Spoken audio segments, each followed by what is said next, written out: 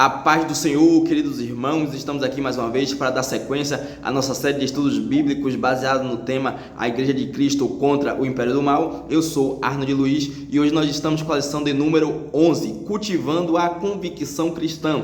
Leitura bíblica em classe, primeira carta do apóstolo São Paulo aos Tessalonicenses, capítulo 2, versículo 1 a 12. Você tem convicção? O que é convicção? Qual a diferença entre convicção e razão? Qual a importância da convicção para a minha experiência de vida e a minha carreira cristã? Convicção e emoção são as mesmas coisas, né? Hoje nós estamos com esse tema, cultivando a convicção cristã.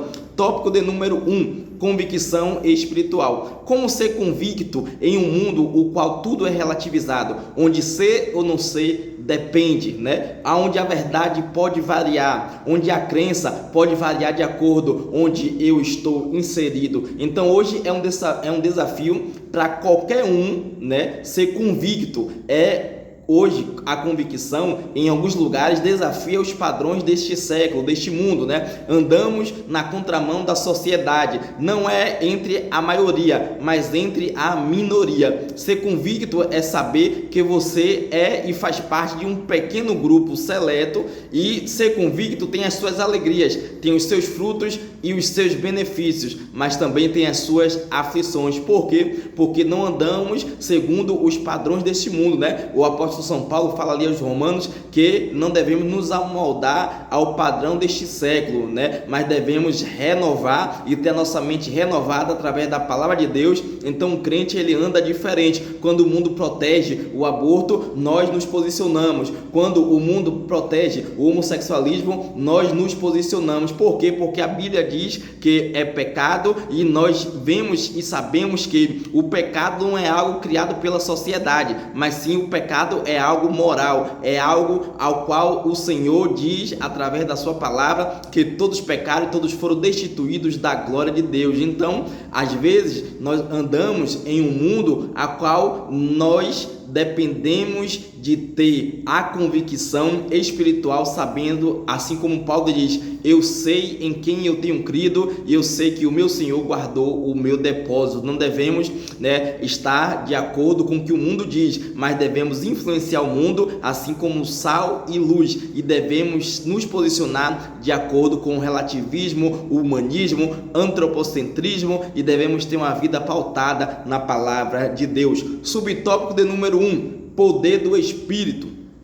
Ter e ser convicto te conduzirá, né, ao seu destino. O apóstolo Paulo, pregando o evangelho, Deus, através do Espírito Santo, o impeliu para que ele fosse para a Europa. Lá está escrito em Atos dos Apóstolos, capítulo 16, versículo de número 9. De noite, Paulo tem uma visão, e nessa visão aparece um homem dizendo: olha, Paulo, atravessa a Macedônia e nos ajuda, né? A Macedônia ali quer dizer a Europa, né? Hoje ali a Macedônia seria onde está a Grécia atualmente. Então o Espírito Santo impeliu, né? Convocou, vocacionou, chamou Paulo, dizendo que havia uma porta aberta para a pregação do evangelho lá na Europa. Paulo estava ali na região de Jerusalém, e apenas os judeus, né, e aqueles que aceitaram a Jesus como seu Salvador, né, os primeiros judeus que se converteram a Jesus Cristo, né, se converteram ao Cristo que ele viveu, morreu, ressuscitou, ele está vivo para todo sempre, e a qual o apóstolo São Paulo teve uma experiência de ter visto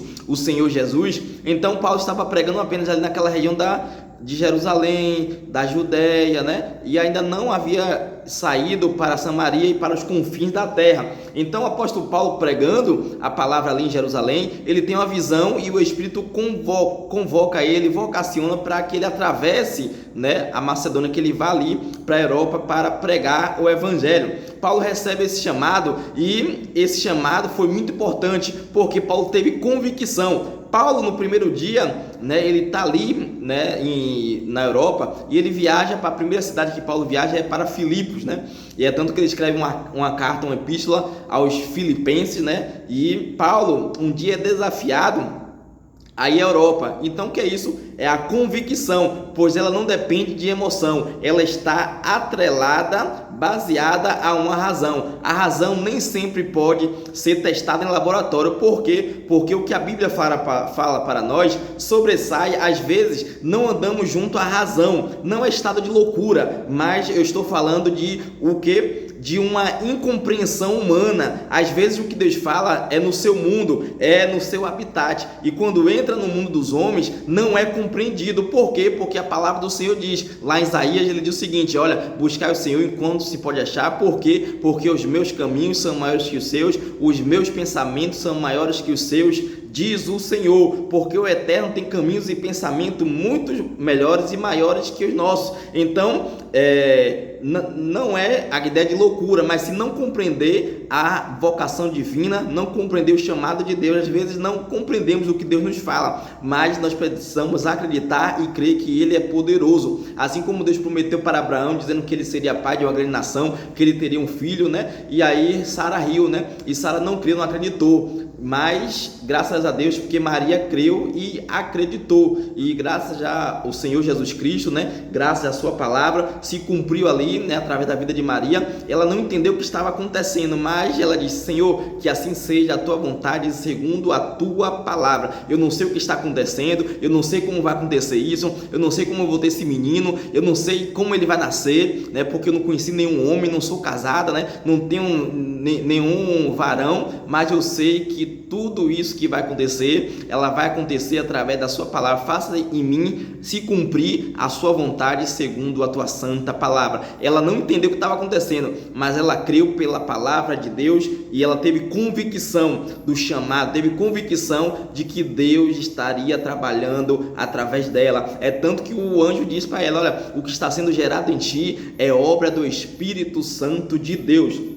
Então, andar com Deus, às vezes, não teremos muitos resultados como a gente espera. A convicção é a razão do irracional. Não é louco, não é fazer aquilo, né, como loucura, mas é fazer aquilo que não entende, mas acredita. Baseado em quê? Baseado na palavra de Deus, na Bíblia Sagrada. É isso que é ter convicção. Subtópico número 2, a confiança em Deus. O convicto superador. Quando Paulo chega em Filipos, ele concluiu que Deus havia chamado ele. Quando Paulo chega lá, ele é preso. Ele tinha, ali naquela cidade, uma menina que ela estava, passando por um processo e ela estava possuída por um espírito maligno. E o que acontece assim que ele chega naquela cidade e ele chega a Filipos e ele vê ali, ele está indo para casa para orar, Paulo estava indo orar e aparece essa mulher endemoniada, essa menina endemoniada. Ele expulsa o demônio da menina e ele é preso. Ele é açoitado com Silas,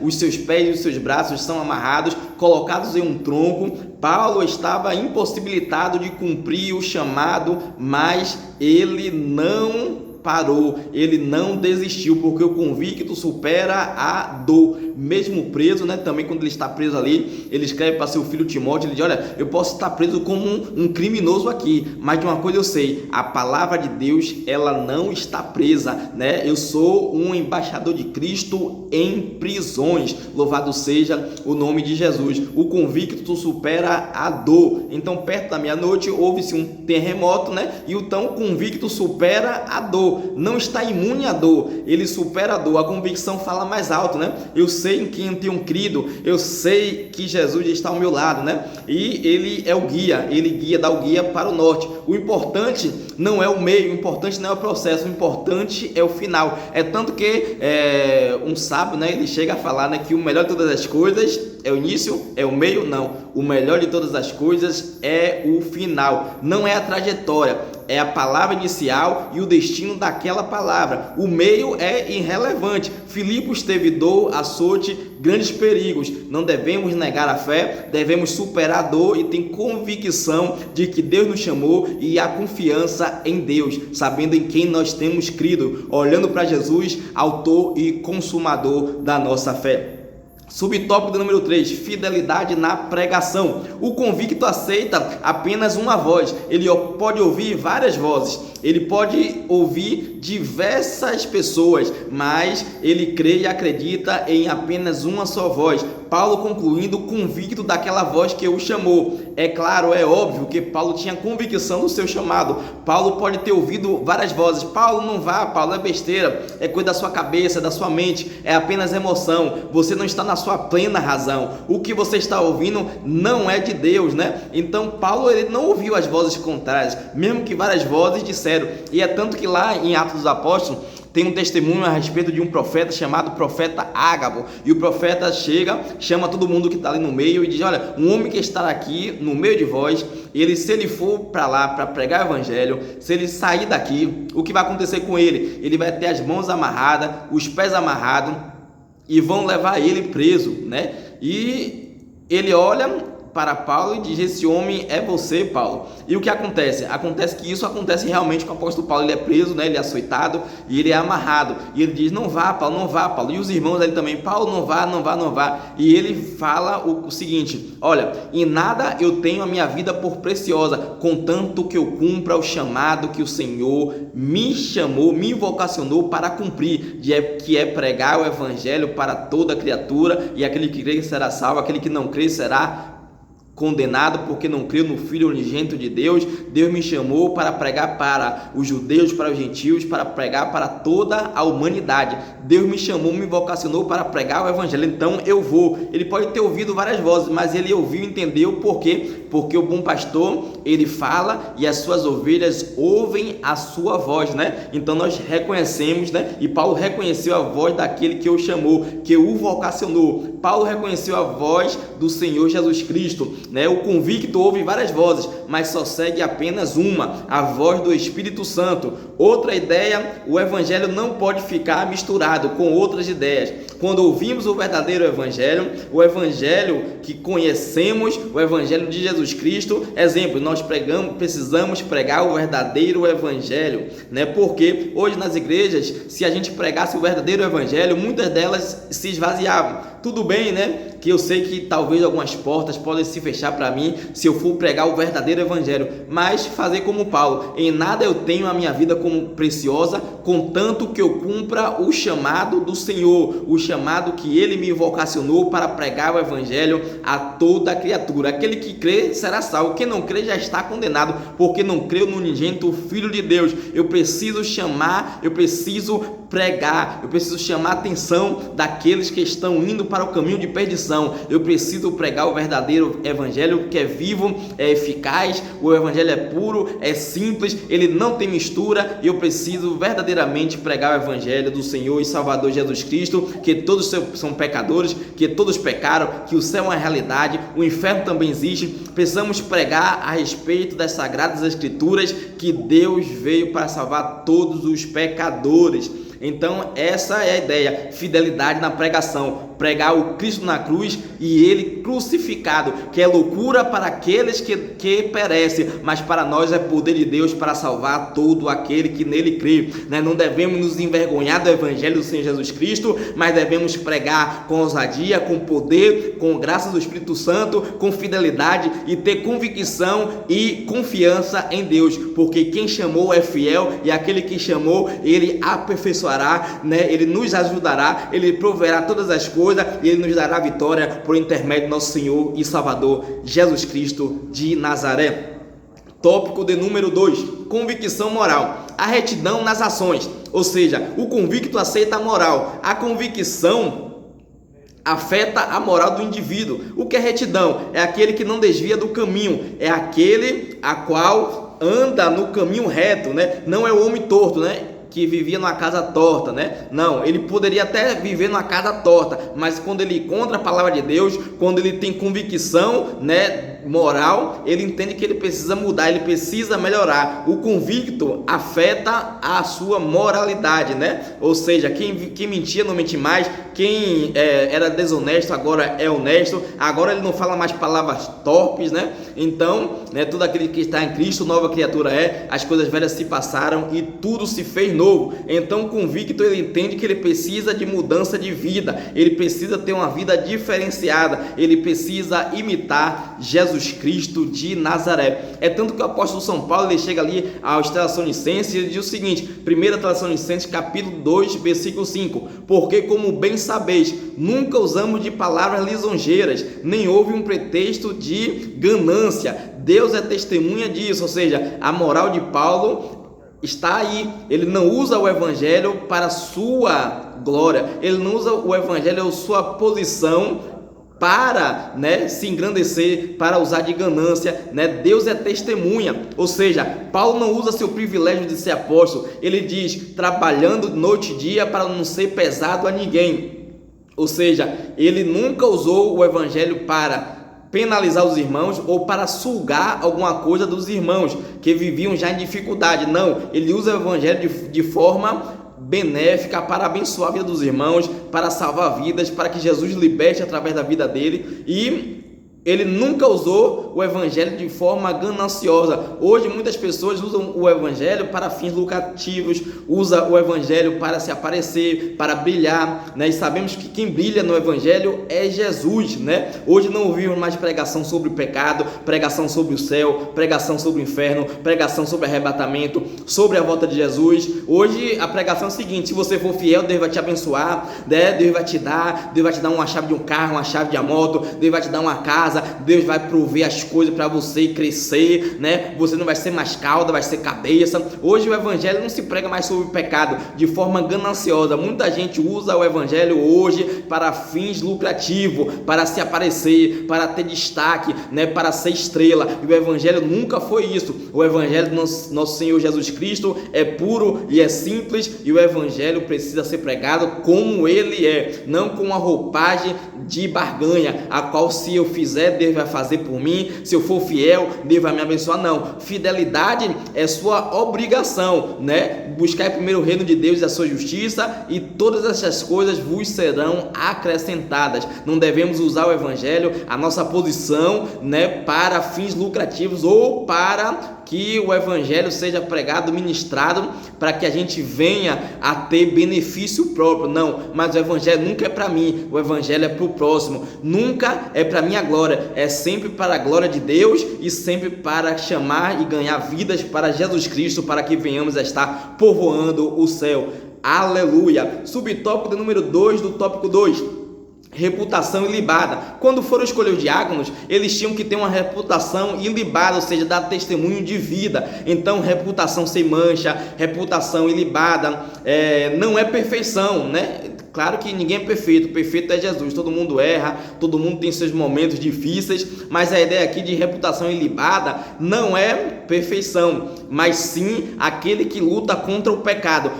A pessoa aqui não é ideia de ser perfeito, mas sim está lutando para agradar aquele que chamou para a guerra, ou seja, no reino nós somos servos, aquele que chamou, nós devemos servir ao Senhor Jesus, e no reino nós somos servos e não senhores. Nós somos servos, recebemos auxílio, recebemos ajuda, e com essa ajuda nós devemos ajudar o outro para ganhar mais vidas para Jesus, e devemos fazer isso acerca, de acordo com a nossa vocação. Nós fomos chamados, abençoados, agora nós devemos abençoar a outros, Nós somos servos de Cristo, E o apóstolo Paulo sabia muito bem disso. Olha, o apóstolo do Senhor Jesus Cristo, fui chamado por ele, apóstolo de Jesus Cristo.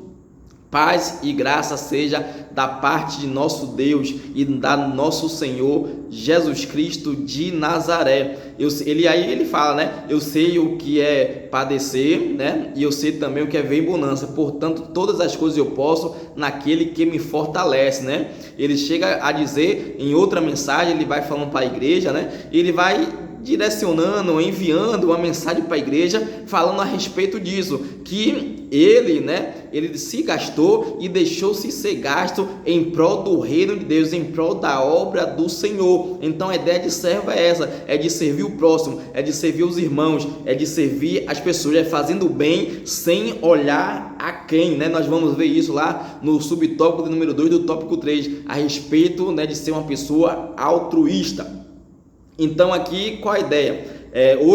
Hoje muitas pessoas querem viver um evangelho de vantagem, Uma pessoa famosa, né, uma vez disse aí, né, na pregação aí no YouTube, uma pessoa muito famosa, disse que nós devemos ir para a casa de pessoas que nos tratam bem, devemos ir para lugares onde nos fazem banquete. Isso é honra? Não, isso não é honra. Por quê? Porque devemos nos relacionar com pessoas não só em busca de vantagem, não em busca de vantagem e não de honra, mas sim, isso não é modelo de evangelho. Devemos amar aqueles que nos odeiam, devemos abençoar aqueles que nos maldizem, né? Devemos pregar evangelho para aqueles que querem ver o nosso mal, que não nos honram, que não gostam da gente, porque o evangelho ele não está preso a um grupo seleto, mas ele está preso a toda a humanidade, porque Cristo não morreu apenas por poucas pessoas, mas Cristo morreu pela humanidade para salvar a todos, salvar a toda a humanidade, porque Deus amou o mundo de uma tal maneira que deu seu Filho unigênito para que todo aquele que nele crê não pereça, mas tenha a vida eterna. O evangelho não é só para mim, o evangelho é para o próximo, é para o outro. Eu não posso apenas andar com pessoas que podem me ajudar, me beneficiar ou me fazer crescer. Não, eu preciso também andar com pessoas a qual não me honra, não gosta de mim, não vai com minha cara, né? Então, tem outro exemplo, né? Muitas pessoas falam assim, só ando agora com tubarões, cansei de andar com lambaré, né? Eu só ando com pessoas que podem me beneficiar, que podem me dar alguma coisa. Ou seja, precisamos agregar alguma coisa ao próximo, não apenas para proveito próprio. Subtópico número 3, vida irrepreensível, sem censura, sem corte, sem mancha, pessoas que podem falar de qualquer coisa, lembrando que não é perfeição, mas hoje tem muitas pessoas inchadas em algumas coisas que não podem falar. Convicção afeta a sua moral. Tópico 3, convicção social. Subtópico número 1, bem-estar comum. Ele sempre olha para o coletivo e não para o indivíduo. Exemplo, Jesus chega e fala um conto, diz ali a respeito da parábola, ele diz sobre as ovelhas, que o bom pastor, ele deixa 99 ovelhas ali no aprisco, né, no curral, e ele vai atrás daquela que está perdida. Então, convicto, ele é coletivo, né? E ele é coletivo para a humanidade, né? Ele não vê só a individualidade. Ou seja, Jesus Cristo está contando essa história e ele fala a respeito, né, não só de uma pessoa única, mas sim da coletividade. Não é apenas de uma etnia, cor, placa, grupo específico. Se meu olhar é apenas a um grupo, eu estou segregando, eu estou fazendo acepção. Eu preciso me relacionar com um olhar macro, não um olhar micro. Eu me conecto e eu estou me conectando a partir do espiritual. Eu preciso me conectar com o próximo, eu preciso me conectar com o coletivo, né? Eu sei que eu tenho 100 ovelhas, né? E eu sei que tem uma precisando de mim. Eu deixo as 99 em segurança e eu vou atrás daquela perdida para trazer de volta, para que ela entre no grupo, ela fique no grupo. Então Jesus, ele nunca fez acepção de pessoas. Jesus nunca escolheu um grupo específico. Ele foi atrás de salvar aquilo que se havia perdido entre os homens.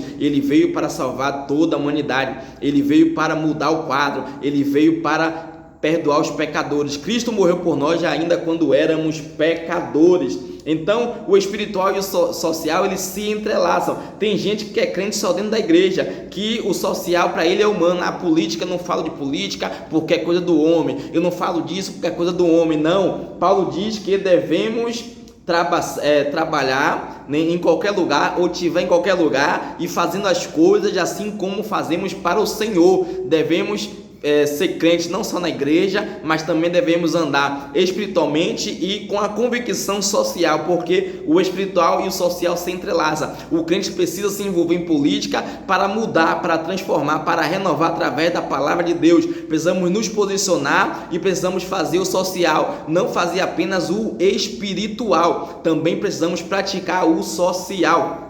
Subtópico número 2, dedicação altruísta, né? Em 2035 vai completar 200 anos, né? E isso é usado, né? O altruísmo é uma palavra usada para que não precisamos de algo divino para fazer o bem. Ou seja, nós entendemos que todo ser humano tem uma fagulha de Deus dentro dele, mas tem uns que está apagada. Por quê? porque ele está morto em seus pecados, seus delitos, mas graças a Jesus Cristo, que nos dá vitória, que nos salvou, nos purificou, né? Nós temos essa fagulha, nós temos essa convicção espiritual, moral e social, a qual Deus nos deu, nos fez imagem e semelhança dele, e nós somos altruístas de acordo com a palavra de Deus. Nós precisamos praticar, fazer o bem sem olhar a quem. Precisamos praticar o bem e não devemos nos cansar de fazer o bem, porque até um certo tempo nós seremos abençoados, não aqui na terra, mas sim lá na eternidade. Portanto, os amados irmãos, sejam firmes e constantes, sempre abundantes na obra do Senhor, e sabendo que o vosso trabalho não será vão no Senhor. Saiba que você é chamado, é vocacionado pelo Senhor Jesus,